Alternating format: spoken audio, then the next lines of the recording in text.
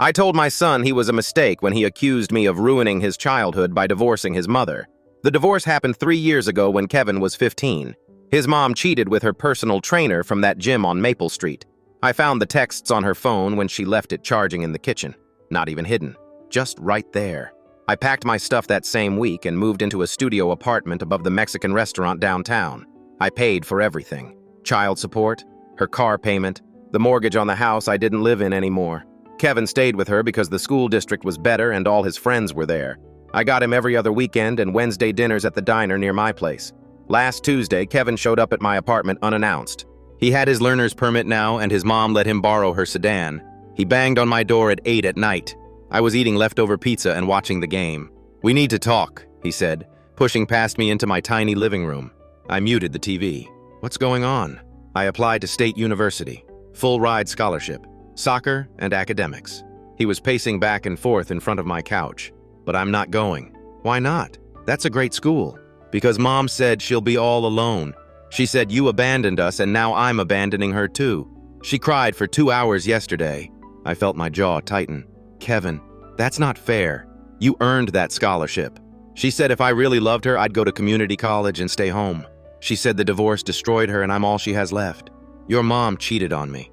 With Brad from her gym. I didn't destroy anything." Kevin's face went red. "That was one mistake.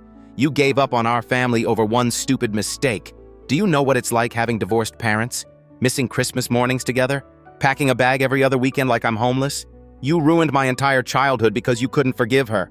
That's when I said it. "You want to know the truth? You were a mistake. Your mom got pregnant on purpose to trap me into marriage. I was 23, about to move to California for a job offer. She stopped taking her birth control without telling me. I gave up everything I wanted because of you." Kevin just stood there. His mouth opened, but nothing came out. "I stayed in this dead-end town, worked at the same insurance company for 18 years, married to someone who never respected me, all because you existed. Dad, I did my duty. I raised you, paid for everything, showed up to your soccer games.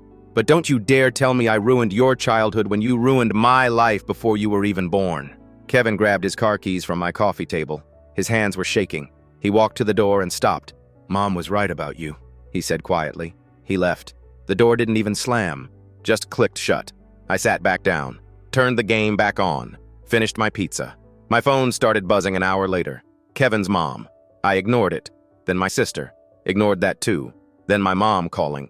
I turned my phone off completely. The next morning, I woke up to 17 missed calls. I made coffee and finally listened to the voicemails. Kevin's mom screaming about me being a terrible father. My sister saying I crossed a line. My mom crying, begging me to call her back. I deleted all of them. Went to work.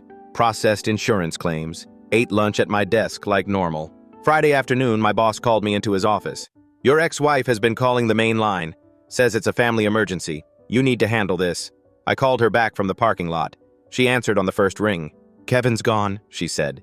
"He packed a bag Wednesday night and I haven't seen him since. He's not answering his phone. His friends don't know where he is. We need to—" I hung up, got in my car, drove straight to the State University campus 2 hours away. I knew exactly where he'd be. He was standing at the campus police station entrance, hand on the door handle. Through the glass, I could see officers at their desks. Kevin pulled out his phone and I realized he was about to walk in there and tell them everything. About his mom's boyfriend, about things I'd buried, about what really happened the night I moved out. I pulled into the nearest parking spot and jumped out of my car. My legs felt like they were moving through water. Every step took too long. "Kevin!" I shouted across the parking lot. He turned. His face was pale, eyes red from crying or lack of sleep or both. He was wearing the same gray hoodie he'd had on Tuesday night. His backpack hung off one shoulder. For a moment, neither of us moved. The wind picked up, blowing dead leaves across the pavement between us. A campus security golf cart hummed past on the sidewalk. "Don't," I said, walking toward him with my hands up like I was approaching a wild animal. "Whatever you're about to do, just wait. Let's talk first." Kevin's jaw tightened. "You want to talk now? After what you said? After 18 years of silence about everything?" I know I was wrong, but this isn't the way." "What isn't the way?" "Telling the truth?" He laughed, but there was no humor in it. "That's rich coming from you." I stopped about 10 feet away from him, close enough to see the dark circles under his eyes, close enough to smell the stale fast food clinging to his clothes. He'd been living out of his car. Where have you been sleeping? I asked. Why do you care? Kevin. Rest stops. One night in the car behind a Walmart. Last night in the parking garage here. He gestured toward the concrete structure behind us. Level 4? Corner spot. Nobody checks. My chest ached. My 18-year-old son had been sleeping in parking garages while I ate leftover pizza and watched football. Come with me. I'll get us a hotel room. We can talk. Really talk this time. I don't want to talk to you. I want to talk to them. He pointed at the police station. I want to tell them what really happened. What you did. What Mom's boyfriend did, all of it. The words hit me like a physical blow because Kevin didn't know everything. He thought he did. He thought he had the whole picture. But there were things that happened that night that I'd buried so deep I sometimes forgot they were real. You don't know the whole story, I said. Then tell me. Not here. Not in a parking lot. Then where? Your apartment where you sit alone eating cold pizza? Mom's house where she cries herself to sleep? Where exactly is the right place to tell me the truth about my own family? A woman walked past us, giving us a concerned look. I waited until she was inside the building before speaking again. There's a diner about a mile from here. Griddle King. You know it? Kevin nodded slowly. Meet me there. Give me 30 minutes to explain everything. If you still want to go to the police after that, I won't stop you. I'll even drive you back here myself. He studied my face like he was looking for the lie. 30 minutes. That's all I'm asking. Kevin pulled his keys from his pocket. The sedan his mom had let him borrow. She was probably wondering where her car was, too. 30 minutes, he repeated. Then I'm telling them everything. He walked past me toward the parking garage. I watched him go, then got back in my car and drove to the diner. Ordered 2 coffees and sat in a booth by the window where I could see the parking lot. Kevin showed up exactly 12 minutes later. He slid into the booth across from me and wrapped his hands around the coffee mug without drinking from it. Talk, he said. I took a deep breath. This was the moment I'd been avoiding for 3 years. For 18 years, really. Since the day I found out Denise was pregnant and felt my entire future collapse into a single point. What do you remember about the night I moved out? I asked. I remember you and Mom screaming at each other. I remember staying in my room with my headphones on. I remember waking up the next morning and you were gone. What else? Kevin's eyes narrowed. What do you mean, what else? You came downstairs that night. Around midnight. You don't remember? He shook his head slowly. I was asleep. You weren't. You came down for water. You saw something. Kevin's face went pale. Paler than it already was. I watched the memory surface behind his eyes like something rising from deep water. Brad, he whispered. He was there. At the house. What else? He was in the kitchen with Mom. They were talking. I went back upstairs before they saw me. They weren't just talking, Kevin. Think. What did you see? His hands started shaking around the coffee mug. I blocked it out. I don't remember. Yes, you do. That's why you've been so angry. That's why you blamed me for the divorce instead of her. Because remembering what you actually saw would mean admitting your mom isn't who you want her to be. Kevin closed his eyes. I watched tears leak from the corners and track down his cheeks. He hit her, Kevin finally said. Brad hit her. She was on the floor and he was standing over her and he hit her again. What else? She was bleeding from her face and she was saying something. She was saying... He opened his eyes and stared at me. She was saying your name. She was calling for you. And what did you do? Nothing. I froze. I just stood there at the bottom of the stairs and watched. And then Brad saw me. The memory came flooding back to me too. That moment I'd tried so hard to forget. Coming home from my night shift at the insurance company where I'd been doing overtime to pay for our credit card debt. Walking through the front door at 12:15 a.m., hearing my wife screaming, and finding my 15-year-old son standing in the kitchen doorway, watching her personal trainer beat her bloody. What happened next? I asked Kevin. What did Brad do when he saw you? Kevin's whole body was trembling now. The coffee in his mug rippled like there was an earthquake. He came toward me. He grabbed my shirt. He said... Kevin's voice cracked. He said if I ever told anyone, he'd kill you. He'd kill Dad. He said it would be easy. He knew where you worked, what time you got off. He said he'd make it look like a car accident. And you believed him? I was 15. I was terrified. And then you came through the door and everything went crazy. I remembered, walking into my own house to find Brad Hollister with his hands on my son's collar, blood on his knuckles, my wife crumpled on the kitchen tile. The next 30 seconds were a blur of fists and furniture breaking and someone screaming. Probably me. I broke his nose, I said, and 3 of his ribs. I know. He could have pressed charges. Probably should have. But he didn't. Because of what you had on him. I nodded. Your mom and Brad had been embezzling from the gym's operating accounts. Small amounts at first, then bigger. By the time I found out, they'd taken almost $60,000. Kevin's mouth fell open. What? The texts I found on her phone weren't just about the affair. They were about covering their tracks, moving money, creating fake invoices. Your mother wasn't just cheating on me. She was a thief. But she told me it was just a one-time thing, a mistake. She said you overreacted. She lied. The affair had been going on for over a year. The stealing for almost 2. Brad was supposed to leave his wife and they were going to run off together with the money. But his wife figured things out first. She hired a private investigator, got pictures, everything. Kevin sat back in the booth like someone had punched him. So what happened? Why didn't Brad go to prison? Because his wife wanted to avoid the scandal. And because your mom's name was on all the fraudulent paperwork. If Brad went down, Denise was going with him. So they cut a deal. Brad's wife got most of his assets in the divorce and promised not to press charges. In exchange, everybody kept their mouths shut. And you? What did you get? I got out. That's all I wanted. I couldn't stay married to someone who had been lying to me for years, who had stolen money while we were barely making ends meet, who had brought a violent man into our home where our son was sleeping. Why didn't you tell me? Kevin's voice was raw. Why did you let me hate you for 3 years? This was the part I'd been dreading, the part that kept me up at night, the part that made me say what I said on Tuesday, because of what Brad said to you. The threat. I knew if I told you the truth, you'd have to keep carrying that secret. You'd have to pretend you didn't know. And if Brad ever found out that you knew, I let the sentence hang. I thought it was easier for you to hate me than to be afraid for my life. Kevin was crying openly now. So was I. 2 grown men weeping in a diner booth while a bored waitress refilled sugar containers at the counter. That's why you told me I was a mistake, Kevin said. You were trying to push me away, to make me stop digging. I said terrible things. Things I didn't mean. Things I've hated myself for every second since they came out of my mouth. But you meant some of it. About Mom trapping you. About giving up your life. I paused. This was the moment where I could lie. Could smooth everything over with the easy fiction that none of it was true. But we were past lies now. Some of it was true, I admitted. Your mom did stop taking her birth control without telling me. I was 23.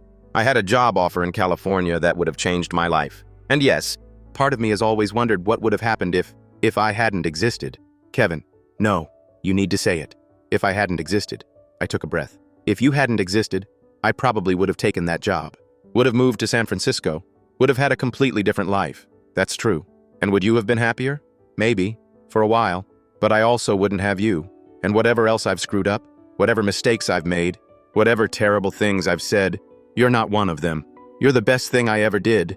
Even when I was too angry and too hurt and too stupid to say it. Kevin wiped his eyes with his sleeve. The hoodie was dirty. When was the last time he'd showered? What about now? He asked. What about Brad? Is he still a threat? Brad moved to Arizona 2 years ago. His life fell apart after the divorce. Lost his job at the gym. His new girlfriend left him. Last I heard, he was working at a car dealership in Tucson and barely making rent. And Mom? Is she still involved with him? Not that I know of. The affair ended badly. He blamed her for everything falling apart. She blamed him for getting caught. They haven't spoken since. Kevin was quiet for a long moment. The waitress finally came by and refilled our coffee. Kevin added 3 sugars to his and stirred it slowly. What about the police? He finally asked. What were you so afraid I would tell them? And there it was. The real question. The one I'd been dancing around since I saw him standing outside that station. The night I fought Brad. After I broke his ribs. After your mom was screaming and you were crying and everything was chaos. Brad threatened to kill me again. Said the same thing he told you. Said he'd make it look like an accident. What did you do? I told him if he ever came near my family again, I would kill him first. And I meant it. Every word. I had one of the kitchen knives in my hand. I was ready to use it. Kevin's face went white again. Dad, your mom got between us. She begged me to let him go. Said if I hurt him, I'd go to prison and Kevin would grow up without a father. So I let him walk out the door. And I've regretted it every day since. Why? Because he got away with everything. The affair, the stealing, the violence. He walked away from all of it without a single consequence, and I was left picking up the pieces of a family he helped destroy. But you didn't hurt him. You let him go. I thought about not letting him go. That's the part I've never told anyone. For about 10 seconds, I seriously considered ending his life right there in our kitchen. And if your mom hadn't been there, I don't know what would have happened. Kevin stared at me. This was the moment where he could decide I was a monster, where he could walk back to that police station and tell them everything. You were protecting us, he said quietly. I was scared and angry and out of my mind. You were protecting us, he repeated. That's not a crime. Thinking about killing someone? Pretty sure that's not great, morally speaking. Kevin actually laughed. A small, broken sound, but a laugh nonetheless. Dad, you didn't do anything. You had every right to be furious. A man was beating your wife and threatening your son. The fact that you didn't hurt him is the story, not the fact that you wanted to. I didn't know what to say. For 3 years, I'd been carrying this weight. The guilt, the what-ifs, the knowledge that I'd been seconds away from becoming someone I didn't recognize. So, what now? I asked. What do you want to do? Kevin looked out the window at the parking lot, at the campus in the distance, at the future he'd been about to throw away. I want to take that scholarship, he said. I want to go to state. I want to play soccer and study business and get as far away from Mom's house as possible. What about your mom? She said she needs you.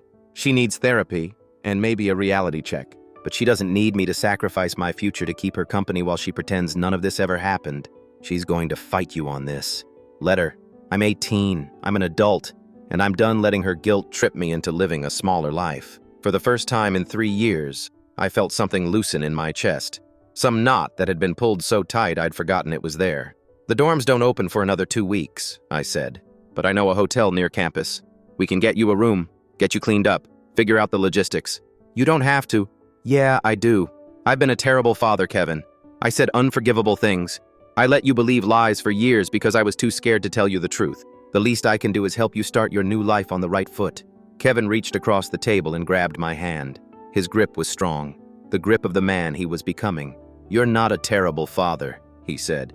You're a complicated one. There's a difference. We finished our coffee and paid the check. Kevin followed me to the hotel, where I put 2 rooms on my credit card. One for him, one for me. We ate room service burgers and watched bad TV until he fell asleep on his bed, still in his dirty clothes. I covered him with the extra blanket from the closet and turned off the lights. Then I sat on my own bed and stared at the ceiling, thinking about everything that had led us here, the choices I'd made, the things I'd hidden, the words I could never take back. Around midnight, my phone buzzed. A text from Denise. Where is he?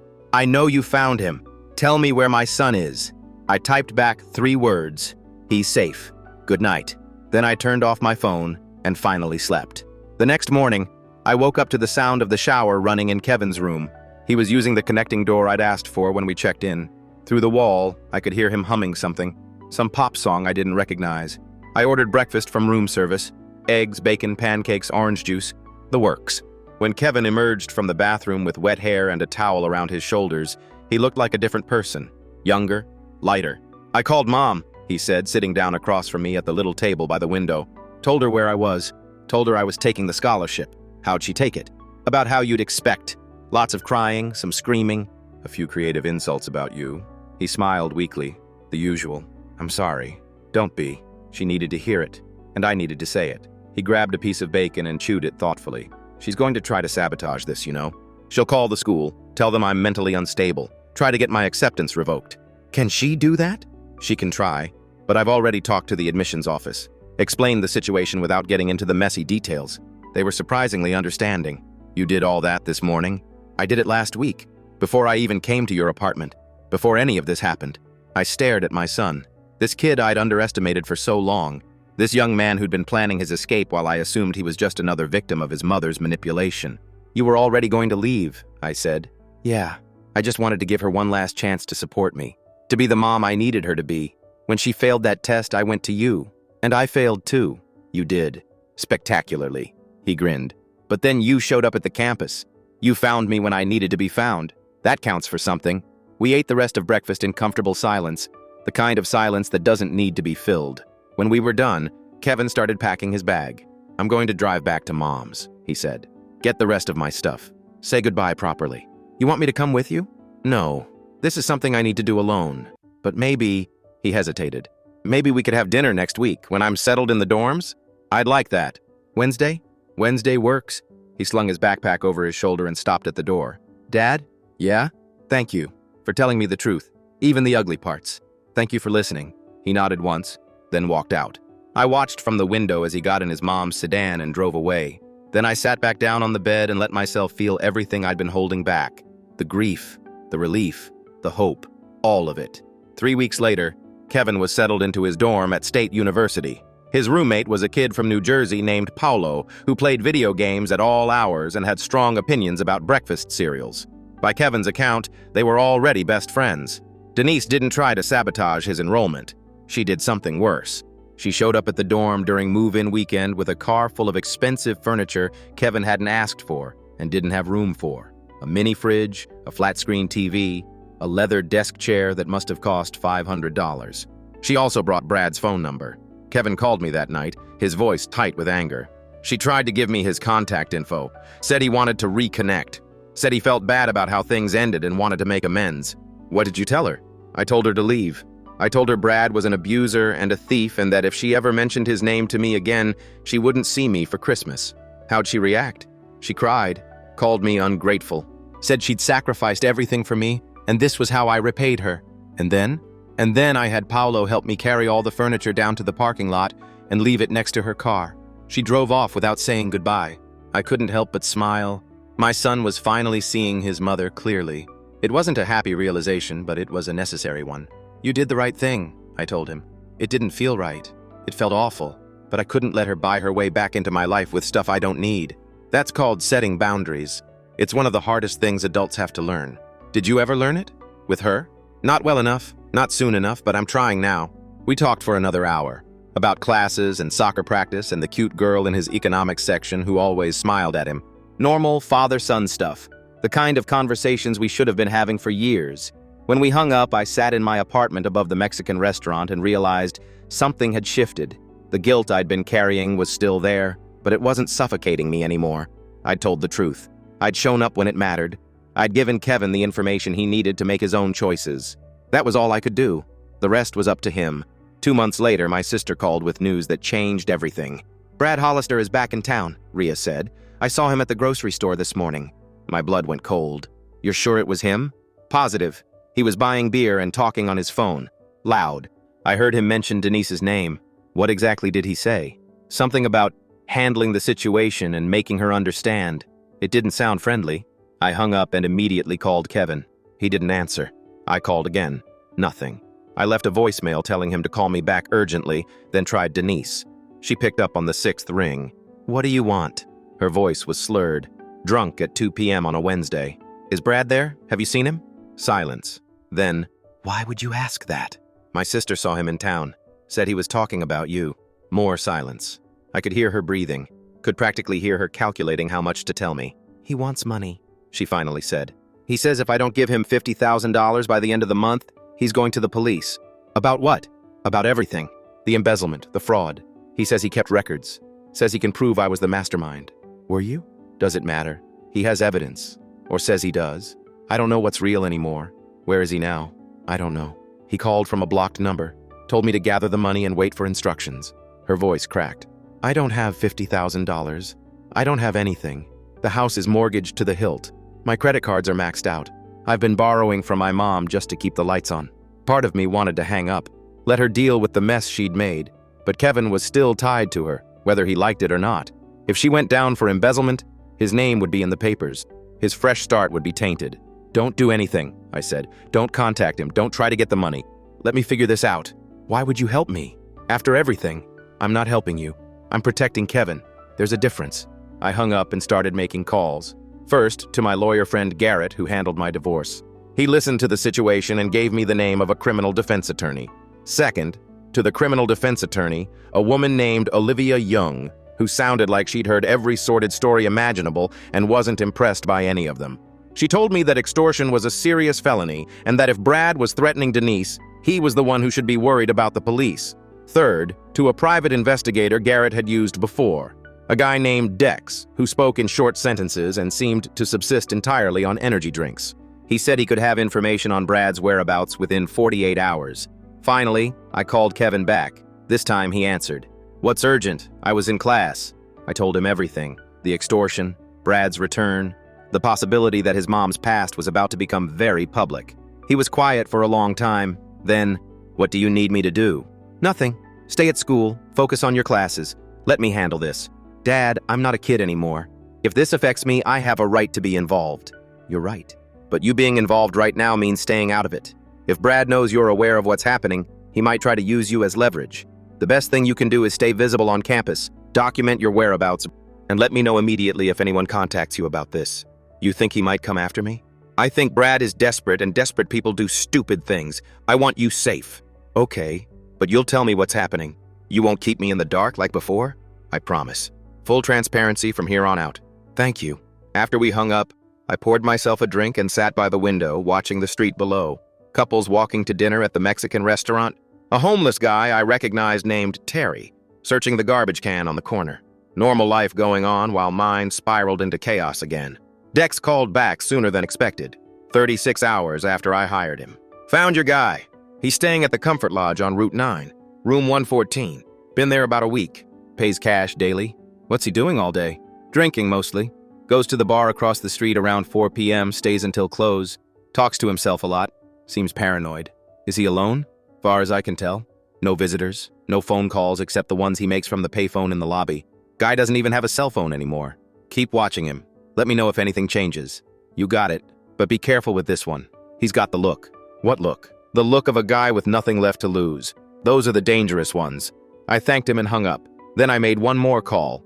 To Olivia Jung. I have an address, I said. What can we do with it? That depends. Do you want to handle this legally or personally? What's the legal option? We document the extortion attempt, gather evidence, and turn everything over to the police. They arrest Brad for felony extortion. He probably takes a plea deal to avoid trial, given his existing record.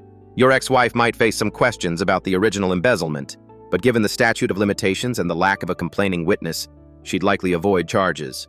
And the personal option? You confront him yourself, maybe scare him into leaving. Maybe things go sideways and someone ends up in the hospital or worse. Not recommended by your legal counsel. But if I went the legal route, everything would come out. The affair, the stealing, Kevin's name in the papers. Probably. These things tend to get messy once the courts are involved. I thought about it. Thought about Kevin at State, finally free of his mother's manipulation. Thought about Denise, drunk at 2 p.m., drowning in debt she'd created. Thought about Brad, sitting alone in a motel room, scheming his way to $50,000 he'd probably blow in a month. Let me think about it, I said. Don't think too long. Situations like this tend to escalate. She wasn't wrong. 2 days later, Brad showed up at my apartment. I was coming home from work, carrying a bag of groceries, when I saw him standing on the sidewalk outside my building. He looked terrible, 20 pounds heavier than I remembered. Unshaven, wearing clothes that hadn't been washed in weeks. We need to talk, he said. No, we don't. Yeah, we do. He stepped closer. I could smell the alcohol on his breath. Your ex-wife owes me money. I know you've got some. I know you inherited from your parents. So here's what's going to happen. You're going to give me that 50 grand and I'm going to disappear. Everybody wins. Except me. I'm out $50,000. Consider it a payment for services rendered. I kept your family together for years. I was the only reason Denise didn't leave you sooner. I stared at him. This pathetic, broken man who had once terrified my son, who had hit my wife, who had threatened to kill me. Get away from my building, I said quietly. Or what? You'll break my ribs again? We're not in your kitchen anymore, buddy. We're in public. You touch me, I call the cops, and your life falls apart instead of mine. You think I'm scared of you? I think you should be. I've got nothing left. No job, no family, no future. That makes me very, very dangerous. He grinned, showing yellowed teeth. So what's it going to be? I set down my grocery bag, took a step toward him, close enough that I could see the fear flickering behind his bravado. Let me tell you what's going to happen, I said, keeping my voice calm. You're going to leave this town. Tonight. You're not going to contact my ex-wife again. You're not going to contact me. You're definitely not going to contact my son. And if you do any of those things, I'm going to give everything I have on you to the police. You don't have anything on me. I have the financial records your ex-wife gave my divorce attorney. The ones showing exactly how much you stole and when. I have time-stamped photos from the night you beat Denise. I have a sworn statement from Kevin about the threats you made against his life. And I have a private investigator who's been watching you for the past week and has documented every move you've made. Brad's face went pale. You're bluffing. Am I? Room 114 at the Comfort Lodge. You go to the bar across the street at 4 p.m. every day. Yesterday, you called Denise from the payphone in the lobby at 6:47 p.m. The call lasted 11 minutes. Should I keep going? He took a step back, then another. The bravado was completely gone now. This isn't over, he said, but his voice was shaking. Yes, it is. Leave town, Brad, while you still can. He turned and walked away. I watched him until he disappeared around the corner, then picked up my groceries and went inside. My hands were shaking. My heart was pounding. But I felt something I hadn't felt in years. Control. I called Dex immediately. He's going to run. I need you to make sure he actually leaves. Already on it. I put a tracker on his car this morning. If he goes anywhere within 500 miles, I'll know. Good. Call me the second he crosses the state line. Brad left town that night. Dex confirmed he was headed south on I-95 around 9 p.m., probably back to Arizona. I texted Denise to let her know. She didn't respond. I didn't expect her to. A week later, Olivia Jung called with an update. Brad had been arrested in Phoenix for an outstanding warrant I didn't know about. Apparently, he'd written some bad checks before leaving Arizona the first time. He was looking at 6 months minimum. He won't be bothering anyone for a while, she said. Though I'd recommend keeping an eye on things. Men like him don't stay down forever. I will. Thank you. I hung up and finally let myself relax. The immediate threat was over. Kevin was safe. Denise was safe, despite her best efforts to self-destruct. And I had proven to myself that I could handle a crisis without falling apart. That night, I called Kevin to tell him the news. "So it's over?" he asked. "For now. Brad's in jail in Arizona. He won't be bothering your mom again anytime soon. And what about you? Are you okay?" "I'm better than I've been in a long time, actually. I think I needed this." "Needed what? A stalker and an extortion attempt?" "No. I needed to face him, to stand up instead of running away, to be the person I should have been 3 years ago." Kevin was quiet for a moment. Then, "I'm proud of you, Dad." 4 words. That's all it took to undo me. I sat in my apartment, phone pressed to my ear, crying for the second time in a month. "Thanks, kid. That means more than you know." "I know. That's why I said it."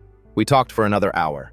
About his classes, his roommate, the girl from economics whose name was apparently Daniela, and who had agreed to get coffee with him next week. Normal stuff. Good stuff. When we finally hung up, I looked around my tiny apartment. The same place I'd moved into 3 years ago, expecting to stay for a few months while I figured things out.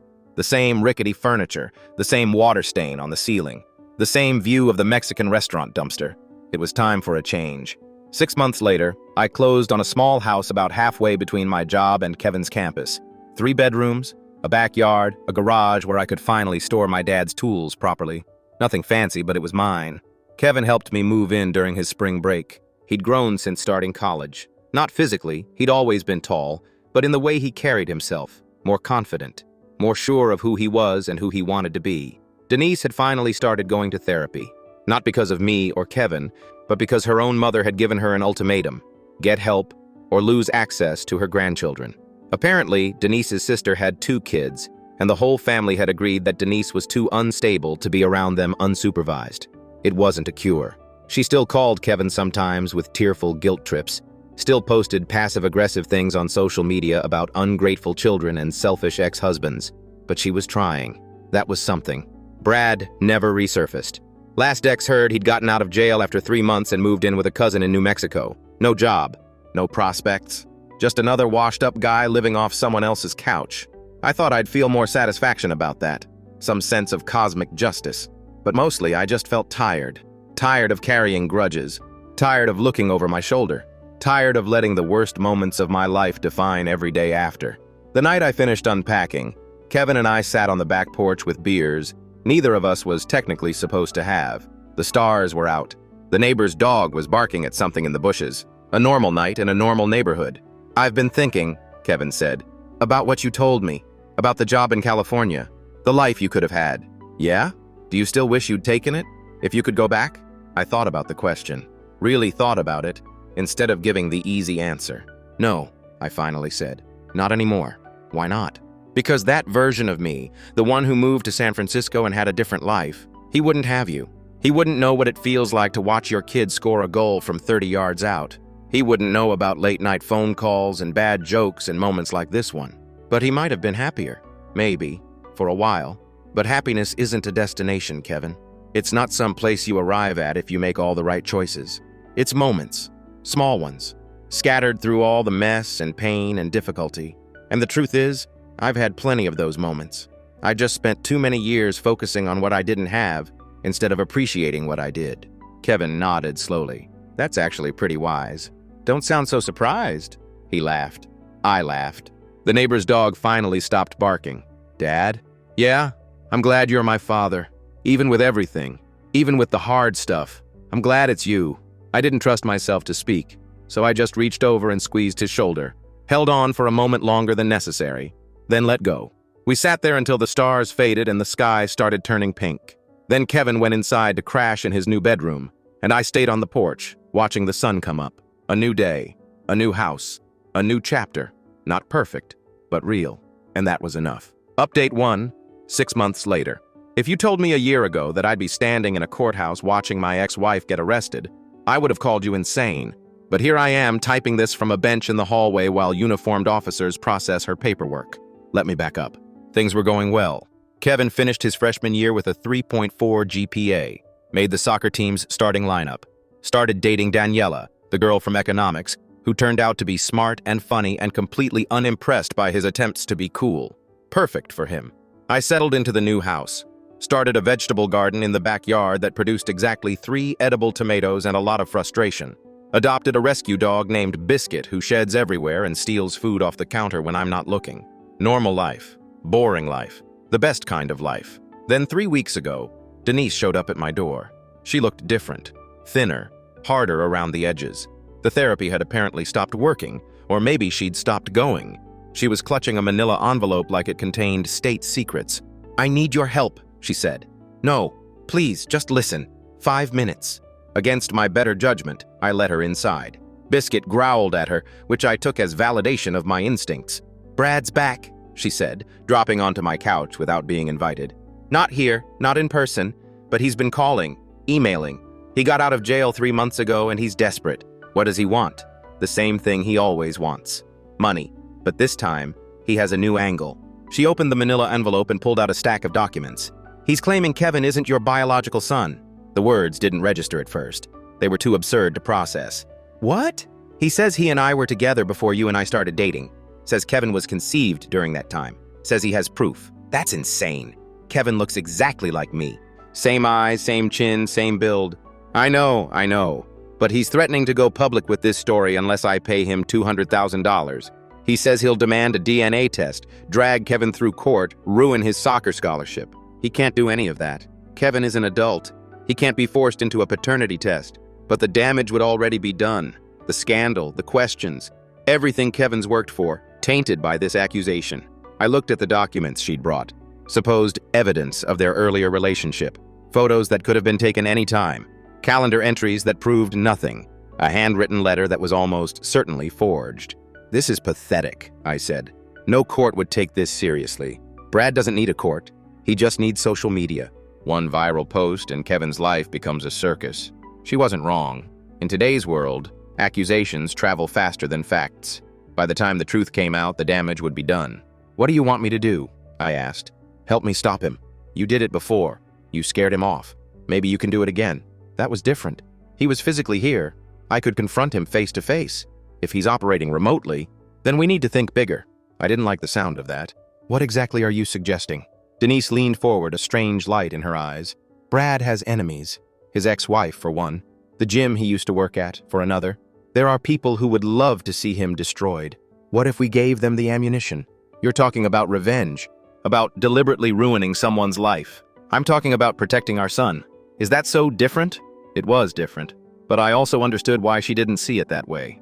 When someone threatens your child, normal rules start to feel optional. "Let me think about it," I said. She left the documents with me. I spent the next 3 days researching everything I could find about Brad's current situation. He was living in New Mexico, like Dex had said, but he'd moved from his cousin's place to a trailer park on the outskirts of Albuquerque. No steady job. A few gig economy apps that probably didn't cover his expenses. He was active on social media, posting conspiracy theories and bitter rants about the justice system. His profile was full of typos and all caps, and the kind of paranoid energy that attracted a certain type of follower. He had about 800 of them. Not exactly a massive platform, but enough to cause problems if he decided to make Kevin's life hell. I also found something else. Something Denise hadn't mentioned. Brad was married. Again. A woman named Stacy who looked about 10 years younger than him and had 2 kids from a previous relationship. They'd gotten married 6 months ago, right after he got out of jail. Her social media was all inspirational quotes and photos of her kids at sports events. Normal mom stuff. She had no idea who she'd married. I called Kevin that night and told him everything. The threats, the accusations, the new wife. He listened without interrupting. "What do you want to do?"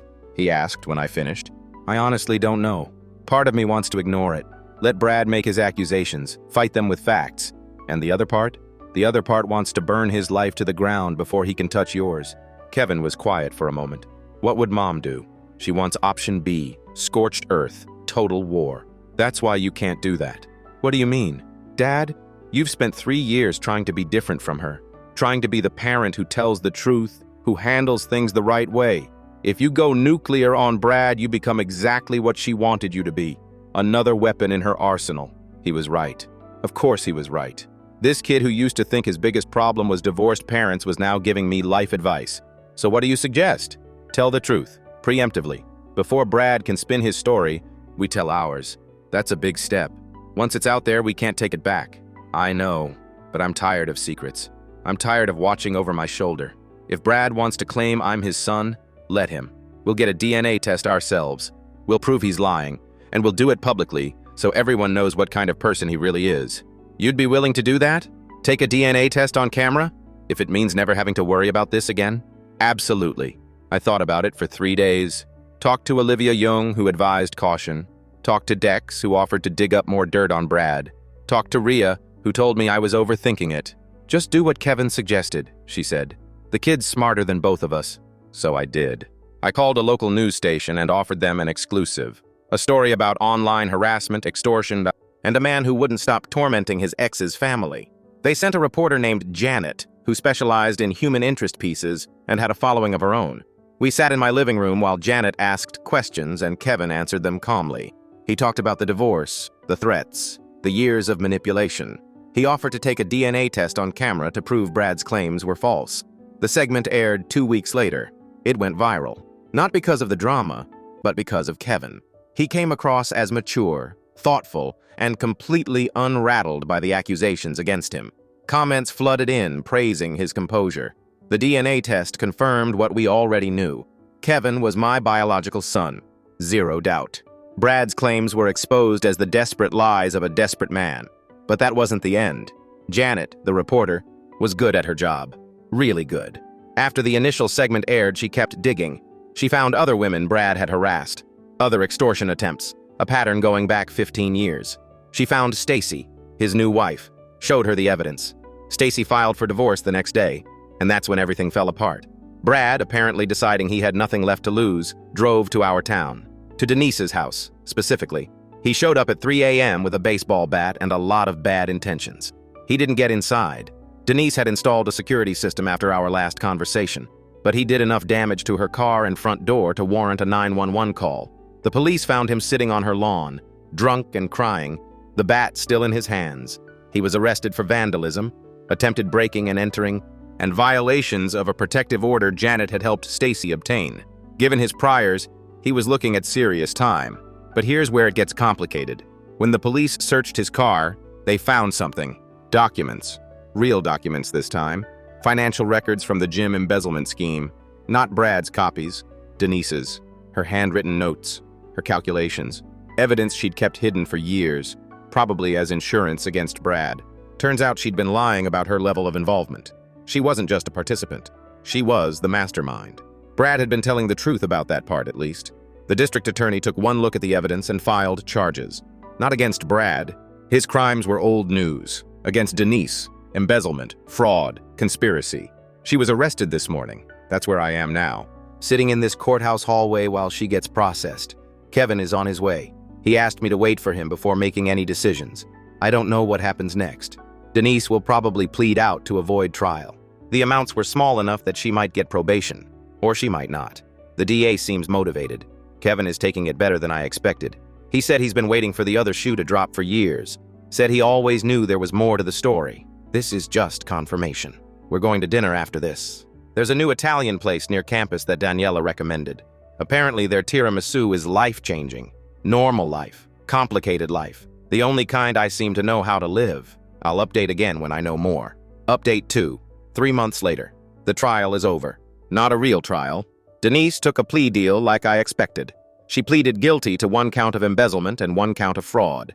In exchange, the conspiracy charge was dropped, and the DA recommended a lenient sentence. She got 18 months. With good behavior, she'll be out in 12. Kevin didn't go to the sentencing. He wrote a letter to the judge instead, explaining their complicated relationship and asking for mercy despite everything. The judge read it aloud in court. Several people cried. I sat in the gallery with Ria and watched it happen.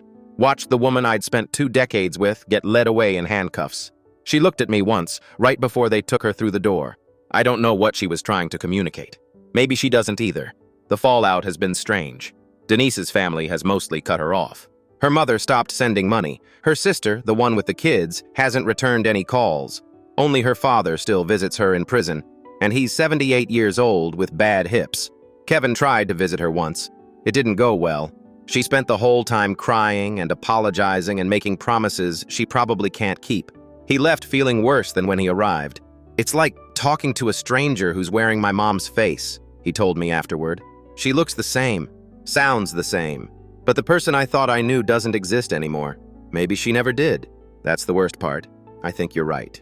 Brad is still in jail, awaiting trial on the newer charges. His public defender tried to get the case dismissed by claiming entrapment, but the judge wasn't having it. He's looking at 2 to 5 years. Stacy and her kids moved back to Oklahoma where her parents live. Janet, the reporter, stayed in touch with her for a follow-up piece. Apparently, Stacy is doing okay. The kids are adjusting. She's started taking classes at a community college. Life goes on. For me, the past 3 months have been about rebuilding. Not from the trial. That was just the final chapter of a book I should have closed years ago. I'm rebuilding something harder. My relationship with myself. I started seeing a therapist. A guy named Mitchell who has a gray beard and never wears matching socks. He listens more than he talks, which is probably what I need right now. We've been working through stuff I didn't even know I was carrying. The anger at Denise. The guilt about Kevin. The regret about California. You mentioned that job offer a lot, Mitchell said during our last session. The one in San Francisco. Have you ever thought about why? Because it represented everything I gave up. Or maybe it represents permission. Permission to imagine a different life. A life without responsibility. Without Kevin. That's not... Let me finish. The fantasy isn't about actually wanting that life. It's about giving yourself space to acknowledge that parenting is hard. That sacrifice is hard. That choosing one path means closing others forever. So, I'm not a terrible person for sometimes wishing things were different. You'd be a terrible person if you didn't. That's what makes you human. I've been chewing on that for weeks now. The idea that my worst thoughts about Kevin, the mistake comment, the occasional resentment, aren't evidence of bad character. They're evidence of an honest reckoning with the complexity of my own choices. It doesn't make those thoughts okay, but it makes them understandable, and that's something. Kevin came home for summer break. He's staying in his room at my house, the one I set up for him when I bought the place. It's got his soccer trophies and his favorite books, and a poster of some band I don't recognize but pretend to respect. We've fallen into a rhythm. Morning runs together because his coach wants him to stay in shape. Lunch at whatever new place he's discovered on Yelp. Afternoons where he studies while I work from home, Biscuit snoring between us. It's peaceful, almost suspiciously so. Last night, we were sitting on the back porch, our traditional spot, when Kevin said something that stopped me cold. I forgive you. For what? For what you said. That night in your apartment, calling me a mistake. Kevin, Let me finish. I was angry for a long time. Even after you explained everything, even after all the stuff with Mom and Brad, part of me still heard those words every time I closed my eyes. I'm so sorry. I know, but here's the thing. You were also right, in a way. What do you mean? I was unplanned. Mom did trap you. You did give up opportunities because of me. Those are facts. Uncomfortable ones, but facts. It doesn't mean you love me less. I know that now. It just means life is complicated. Choices have consequences. Sometimes the best things in our lives come from situations we'd never have chosen. I didn't know what to say, so I said the only thing I could. When did you get so wise? I had a good teacher, even when he was being a terrible student himself. We sat there until the fireflies came out, then went inside for leftover pizza and bad TV, the way things should be. This will probably be my last update for a while. Not because the story's over. It never really ends, does it? But because I'm ready to stop looking backward. Kevin goes back to school in August. Sophomore year. He's talking about majoring in sports management, maybe working for a professional team someday. Daniela is staying at State for summer classes, so they're doing the long-distance thing for a few more weeks. Denise will be out of prison by next summer. I don't know what happens then. Maybe she'll rebuild her life. Maybe she won't. It's not my responsibility anymore. Brad will be in jail for a while longer. When he gets out, I'll deal with whatever happens. But I'm not going to spend the intervening years worrying about it. Life is what happens while you're busy making other plans. Someone smart said that once. I'm finally starting to understand what they meant. I told my son he was a mistake once. It's the worst thing I've ever done. But it's not the thing that defines me. Not anymore. I'm defined by what came after. The truth I finally told. The relationship I fought to rebuild. The father I'm still learning to become. That's enough. It has to be. Thanks for listening. Update 3. 1 year later. So I wasn't planning to write this. I said I was done updating, and I meant it. But something happened last week that I need to get out of my head, and this seemed like the right place. Kevin got engaged. I know, he's 20. Daniela is 19. By every conventional measure, they're too young. But here's the thing. When he called me to tell me, there wasn't a single doubt in his voice. No hesitation. No second guessing. Just pure, clear certainty that this was the right choice. Dad, I know what you're going to say. Do you? You're going to talk about statistics, divorce rates for young couples, the importance of finishing school first, building a career. I wasn't going to say any of that. Really? No. I was going to ask if you're happy. He laughed. That easy laugh that's been coming more often lately. I'm really happy, Dad. Happier than I thought I could be. Then that's all that matters. There was a pause. I could hear Daniela giggling in the background, probably listening on speaker. You're not worried? Of course I'm worried. I'm your father. Worrying is my job. But you're not going to try to talk me out of it? No, you're an adult. You've earned the right to make your own choices, even the potentially disastrous ones. Gee, thanks for the vote of confidence. You know what I mean. 20 is young, but you're not the same 20 I was. You've been through things I never experienced at that age. You've grown up faster than most kids. And Daniela, what about her? She's good for you. She sees you clearly, all of you, not just the parts you want to show. Like you and Mom couldn't? The question hung there, not accusatory, just honest. Your mother and I had problems that started long before you were born. We were never good at seeing each other clearly. We were too busy seeing what we wanted to see. You think Daniela and I are different? I think you have a better foundation. More honesty, more communication, and hopefully less baggage. Hopefully. They're planning a long engagement, at least a year, probably 2. Kevin wants to finish school first, and Daniela is on board with that. No rush, they said. They've got the rest of their lives. I offered to help with the ring. Kevin refused. I've been saving since sophomore year of high school, he said. From lifeguarding and tutoring and all those odd jobs you made me take. This is something I want to do myself. Fair enough, but if you need anything... I know. Thanks, Dad. The ring is simple. White gold, small diamond, nothing flashy. He showed me pictures. It suits her perfectly. Denise got released last month. Served 14 months of her 18-month sentence. Good behavior. She's living with her father now in the house where she grew up. I heard through Ria that she's working at a grocery store. Starting over at 45 isn't easy. Kevin hasn't seen her since the engagement. He sent her a text with the news. She responded with a single word. Congratulations. That's it. No follow-up. No questions about the wedding or meeting Daniela's family or any of the normal mother of the groom stuff. Kevin says he's not surprised. Says he's stopped expecting her to be someone she's not capable of being. But I saw his face when he showed me her response. Hurt doesn't disappear just because you learn to hide it better. Brad got out 3 months ago, moved to Nevada apparently, works at a warehouse. I haven't heard from him and don't expect to. Some people burn through all their chances and end up exactly where you'd expect. He's one of them. As for me, I'm doing okay. The house feels different with Kevin mostly gone. Quieter, sometimes too quiet. Biscuit helps with that. He's gotten fat on all the treats I give him when no one's watching. I started dating someone. Nothing serious yet. A woman named Rena who I met at a community gardening class. She's divorced too. 2 grown kids. And understanding that neither of us is looking for anything complicated. We go to dinner sometimes. Movies. Walks in the park with Biscuit, who loves her more than he loves me, which feels like a betrayal. It's nice. Simple. The kind of relationship I should have been looking for all along instead of the drama-filled mess I ended up in the first time. Mitchell, my therapist, says I'm making progress. I'm not sure what that means exactly. Progress toward what? But I guess if nothing else, I'm better at sitting with uncertainty now. Better at accepting that some questions don't have answers. The night Kevin told me about the engagement, I went out to the back porch alone. Sat in my usual spot and watched the stars come out. 20 years ago, I was a scared kid with a pregnant girlfriend and a future that suddenly looked nothing like I'd planned. Now I'm middle-aged, with a gray beard and bad knees, and a son who's becoming the man I always hoped he'd be. Life didn't turn out the way I expected. It rarely does. But I'm starting to think that's okay. Maybe even good. The messy, complicated, painful path I took got me here, to this porch. this house, this life, to Kevin. I wouldn't trade that for California. Not for anything. There's a wedding to plan, a future to build, grandchildren to spoil someday, if I'm lucky. And tonight, the stars are beautiful. That's enough. It has to be. Final update. 2 years later. I know I said the last one was the final update. I know I said I was done looking backward. But today is Kevin's wedding day, and I need to write this down before I forget the details. The ceremony was at 4 p.m., outdoors at a vineyard about an hour from State University.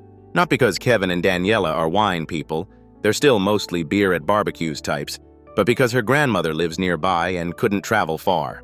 I drove up the night before, checked into a little bed and breakfast with Rena, who's now officially my girlfriend after 18 months of taking things slow.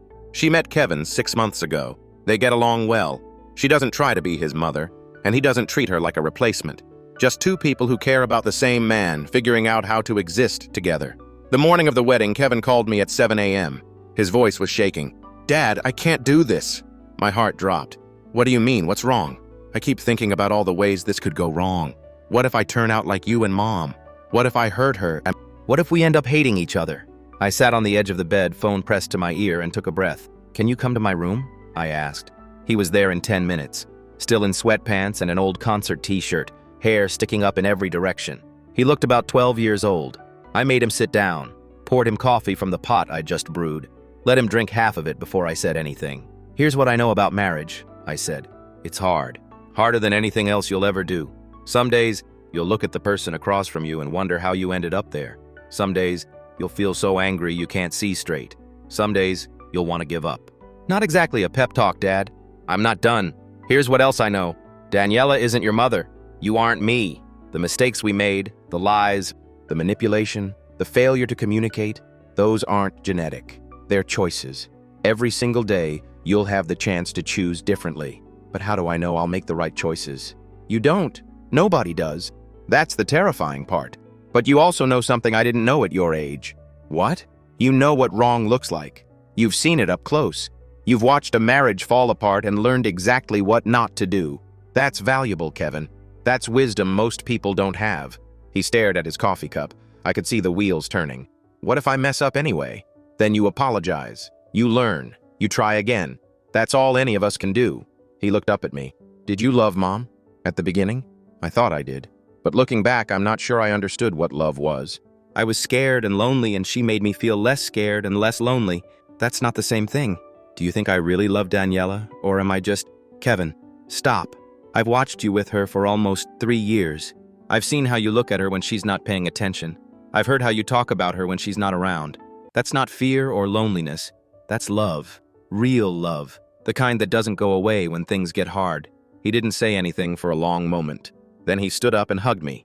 Not the quick side hug I usually get. A real hug. The kind we haven't shared since he was a kid. "Thanks, Dad. Go take a shower. You smell like panic."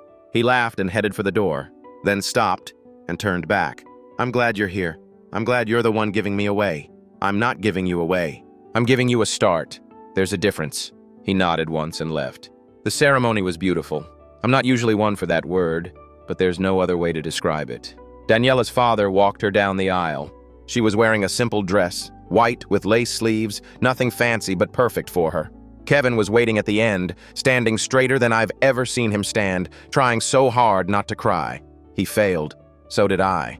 The vows they'd written were personal and specific. Inside jokes I didn't understand. Promises that only made sense to the two of them. That's how it should be. Marriage is between two people. Everyone else is just a witness. When the officiant pronounced them husband and wife, Kevin kissed her like he'd been waiting his whole life for that moment. The crowd cheered. I may have made an embarrassing noise. Rena squeezed my hand so hard I lost feeling in my fingers. The reception was at the same vineyard. Long tables under a tent, fairy lights strung from the poles, a live band playing music I pretended to know. Kevin asked me to give a toast. I'd been dreading it for months. Here's what I said. 22 years ago, I became a father. I wasn't ready. I wasn't prepared. I made every mistake in the book and invented a few new ones. A few people laughed. Kevin was watching me with that expression I've come to recognize. Equal parts love and nervousness. I said things I regretted. I did things I wish I could take back. I let fear and anger guide me when I should have let love do the driving. The laughter stopped. The tent got very quiet. But here's what I've learned. The best thing I ever did wasn't getting a job or buying a house or building a career. The best thing I ever did was this. I showed up. Imperfect. Broken. Sometimes barely holding it together, but present. Kevin's eyes were wet now. So were Daniela's. Kevin, you're a better man than I ever was at your age. You're kinder, more patient, more willing to do the hard work of being honest even when it hurts. I don't know what kind of father you'll be someday, but I know this. You won't make my mistakes. You'll make your own. And that's okay. That's how this works. I raised my glass. To Kevin and Daniela, may your mistakes be small, your forgiveness be big, and your love be the kind that grows stronger when everything else falls apart. Everyone drank. Kevin stood up and hugged me again, this time in front of 200 people. I love you, Dad, he whispered. I love you too, kid. More than you'll ever know. The rest of the night was a blur.